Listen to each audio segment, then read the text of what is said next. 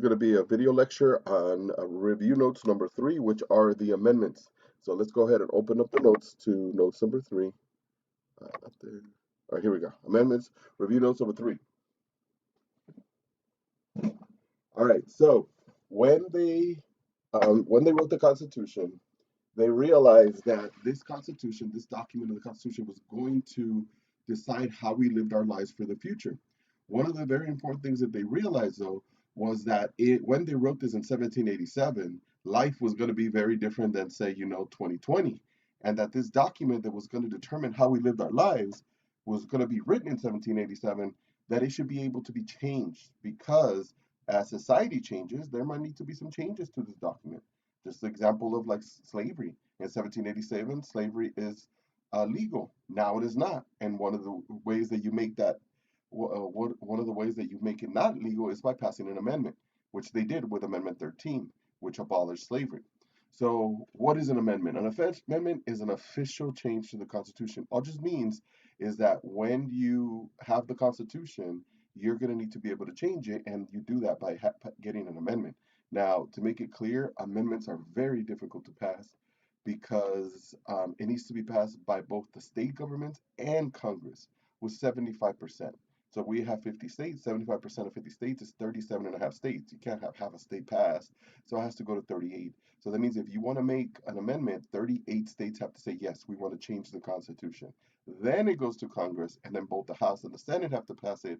And if that passes, that's when it becomes a new change to the Constitution. Now, to show you how little these amendments have been made, there are only 27 amendments in the Constitution. It's been 230 some years since they wrote the Constitution, and um, the first 10, the ones we're going to go over, amendments 1 through 10, they're called the Bill of Rights. Those first 10 were done in 1791, which means that since 1791, it's been 229 years and they've only changed it 17 times. There's only 17 more amendments beyond the first 10, 27 altogether. So let's start off with the first one, which is a super important one because it has so many different rights. They put them all together. There's 5 of them: religion, assembly, press, petition, and speech. I put the acronym RAPS to see if it could remind you of what the 5 are: religion, assembly, press, petition, and speech. Freedom of religion. Going way back to the colonists when they came here from England and from other parts of Europe, it was a big deal that they were able to practice whatever religion they wanted. Back in Europe for a long, long time, basically you had to be the religion of whoever the leader was. Oftentimes it was Catholicism. So if you weren't Catholic, you were kind of screwed because the state or the government said you have to be Catholic, but you believe in another God. So when they wrote the Constitution, freedom of religion was very important to them. So what does that mean? It means you have the freedom to practice your religion as long as it doesn't abuse anybody else's rights. Because what if you decided, you know what, I'm bringing back the Aztec religion? And from history, Aztecs worship their gods and sacrifice to their gods by killing people, taking on top of the pyramids, slicing them open, and saying, here, gods, be happy with me.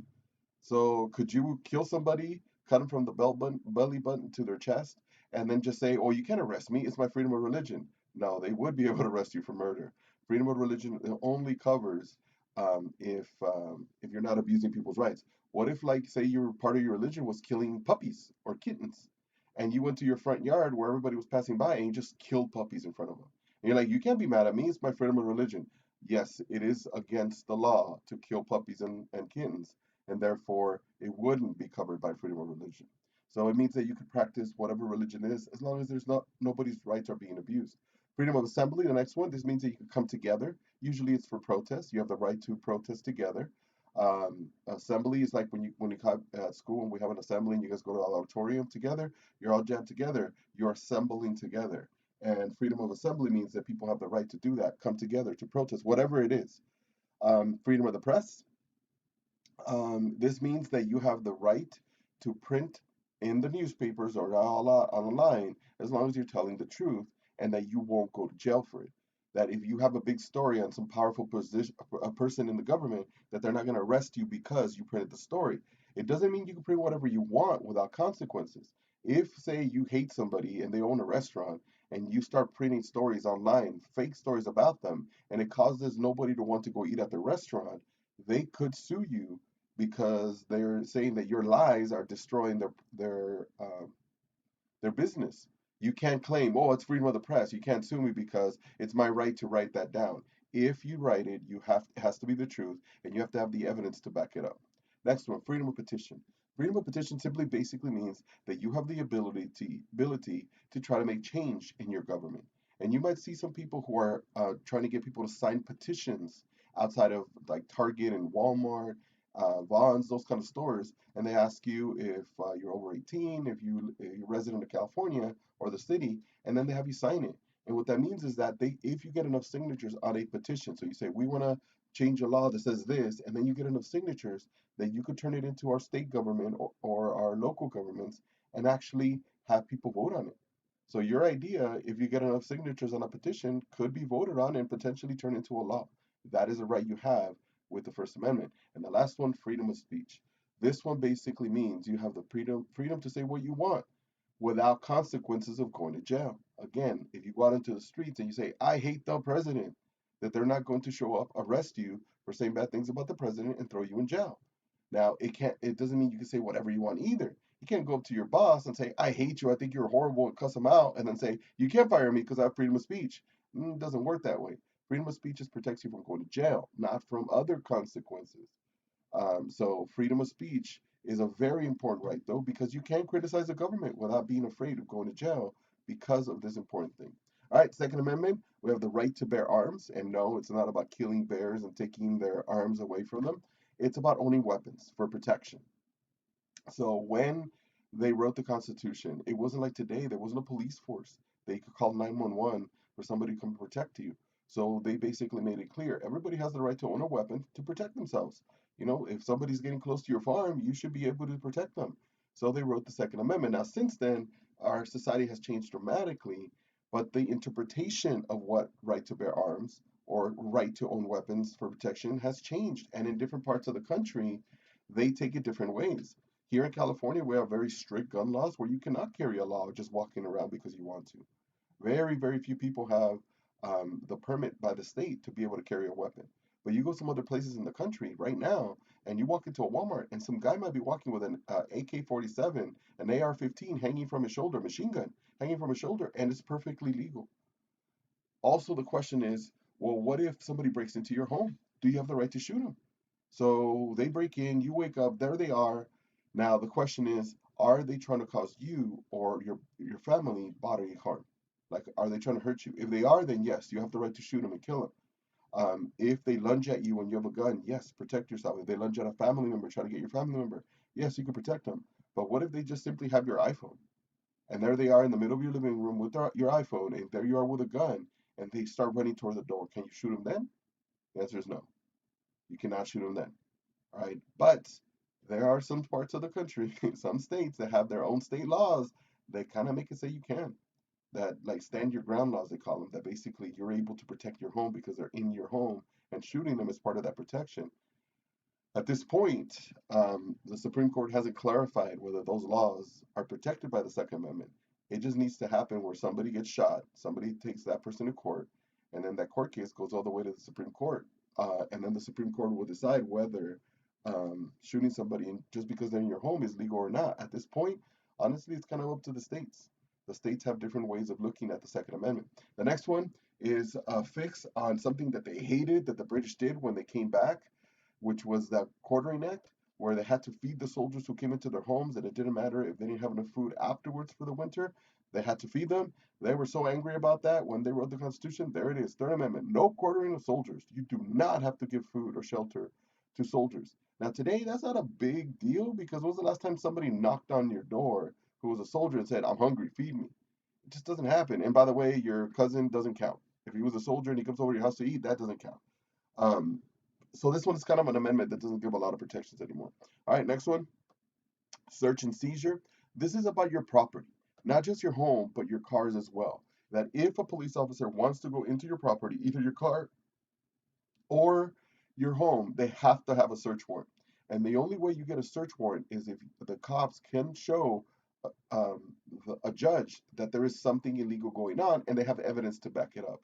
They can't just go to a judge and say, we think they're selling drugs at this address, and then the judge signs a warrant. They need to show that there's some sort of evidence. So they need to show pictures of people going in and out. They need to show maybe even potentially, have a history of the person being a drug dealer. But there has to be some sort of evidence that something's happening. They can't just do it. Now, can a police officer come in, let's say, if they're walking by your house and they hear help, help, can they go into your house in that case? And the answer is yes. The police officers have the ability that if they feel somebody is being hurt, that they have the ability to go into a home without a warrant, but otherwise they need it. Now, one of the quick ways that they get around this is if they ask you, "Is it okay if I come in?"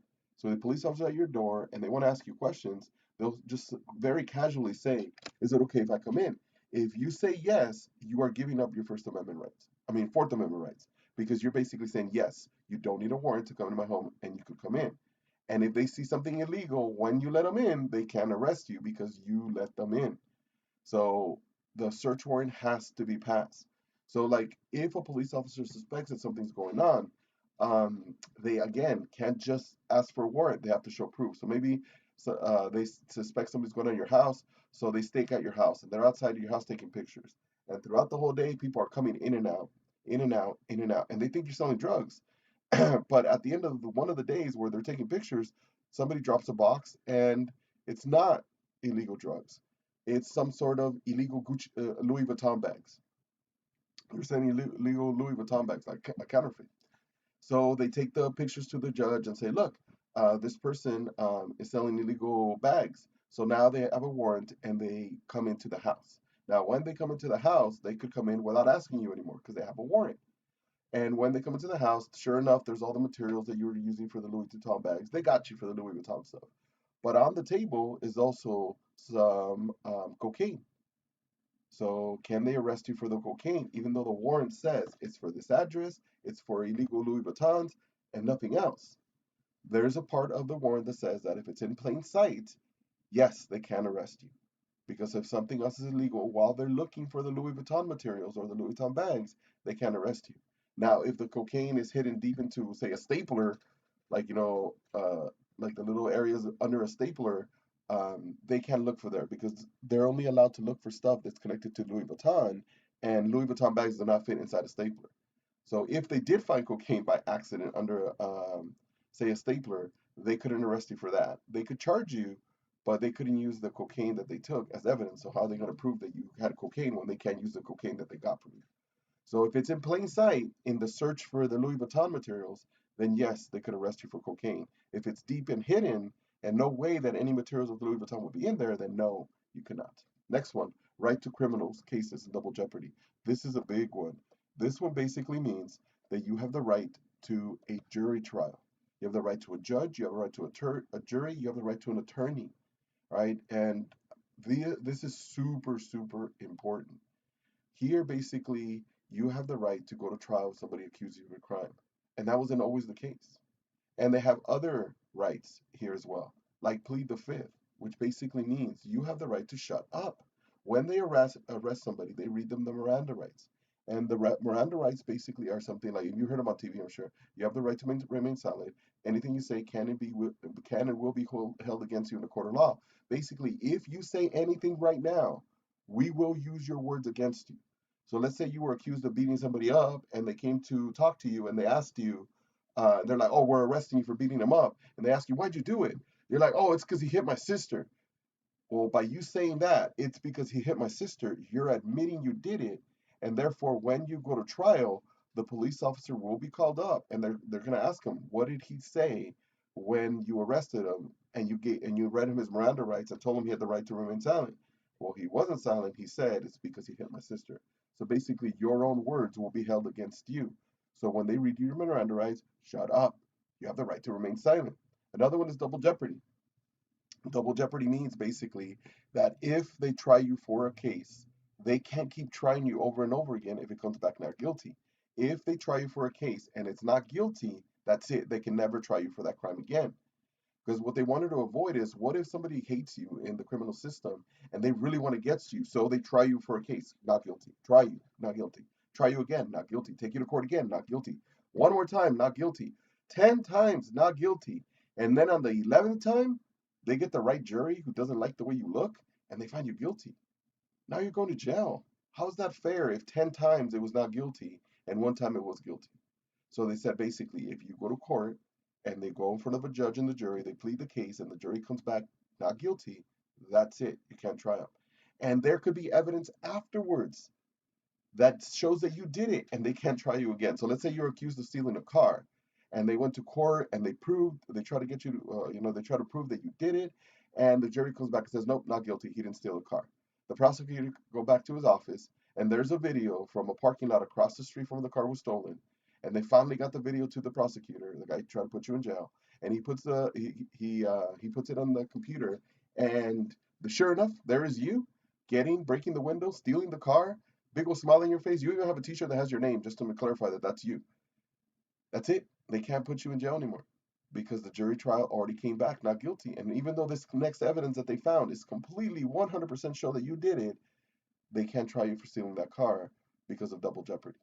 All right. So these are so many protections that you have to know in order to protect yourself. Right to a fair and speedy trial. This basically means that you have the right to quickly go in front of a judge and get to trial. Because what if they try you for a crime and they're like, all right, today is September 29th or September 30th, so we're going to put you October 8th in front of a judge, 2030. For 10 years you're going to wait, and potentially if you don't have bail, you're going to wait in jail for 10 years to go to trial, and then you go in front of a judge and the judge says, oh, there's no evidence here, you're free to go. You were in jail for 10 years because you were awaiting trial. This says that can't happen. You have the right to a fair and speedy trial, that you have to be in front of a judge, and your trial has to be quick. It cannot just go on for years and years. Next one, you have the right to civil cases, which means you have the right to sue somebody. Hey, if somebody runs a red light and they hit you and it causes you to hurt your back and you can't go to work, and now all these medical bills are coming in, but you can't go to work to make money, you have the right to sue that person and say your negligence, which was running the red light, caused me to hurt my back. And if the judge agrees or if the jury agrees, in a civil trial, they don't go to jail for what they did because that's a criminal case. In a civil case, if you win, they pay you money and the jury decides how much money it is. Right to bail and no cruel and unusual punishments. This basically means that right to bail means that if you go to jail for a crime, that you have the ability to pay a certain amount of money that the judge decides, and they let you out on bail while you're going to court. So if your court case is going to last 3 months, and the judge says, you have bail, you pay the bail, and you're out during those 3 months. The bail is a certain amount of money that you pay, and they'll give it back to you as long as, again, you come back for trial every day. If you decide I'm taking off to Mexico, and uh, and you do, the right to bail, the whatever bail you paid is lost. So, like, let's say somebody signs their house as your bail. The judge says your bail is $300,000. You don't have $300,000, but your parents' house is worth that. So your parents sign it, and you decide, screw this, I'm not going to jail because I am guilty. I'm going to Mexico. Now the court will take away the the house that your parents signed for bail because you didn't show up for court. But otherwise, if though during those 3 months of a trial you're able to sleep in your own bed and not be in jail, and after that the decision is made whether you're guilty or not. But at least during those 3 months of the trial, you weren't in jail suffering. Next one, no cruel, no unusual punishment. Number 8 still. This basically means that the punishment must fit the crime. If somebody, um, if somebody commits a crime, whatever their punishment, it has to be equal. You can't steal a pencil and they're like, off with your hand. Can't steal a car and they say, you know what, we're gonna kill you for that because that's a horrible thing. You stole a car. The punishment must fit the crime. No unusual punishment. The punishment can be cruel or unusual. All right, next one, rights retained by the people.